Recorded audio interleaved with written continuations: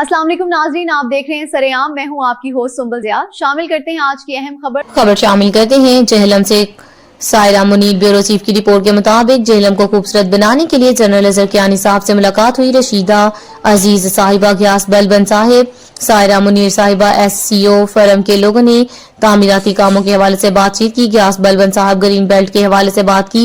जेहलम के लोगों को तफरीह का मौका फराहम करना चाहिए। इस तरह से मैंने अपने प्रोजेक्ट के हवाले से बात की। SM smart layer city Jhelum, इस प्रोजेक्ट का मकसद लोगों को तफरीह, तालीम, खेल और जेहलम के आम शहरियों को रोजगार के मौके फराहम करना, बिजनेस के हवाले से नए नए बिजनेस मुतारफ करवाना, सियाहत को फरोग, ज़हनी और जिस्मानी सेहत के हवाले से डिफरेंट किस्म के डिपार्टमेंट का कयाम, लोगों के रेत और सकाफत को प्रमोट करना। हर इस चीज को अप्रिशिएट नहीं किया गया, बल्कि ये कहा गया कि आप तो इसको दुबई सिटी बनाना चाहते हैं। बात तो ये है कि अगर लाहौर को मरियम नवाज साहिबा पेरिस बना सकती हैं तो जेहलम को हम दुबई क्यों नहीं बना सकते। जेहलम की आवाम भी तो टैक्स पे करती है। क्या हम सबका हक नहीं कि एक अच्छे माहौल में जिंदगी बसर करना।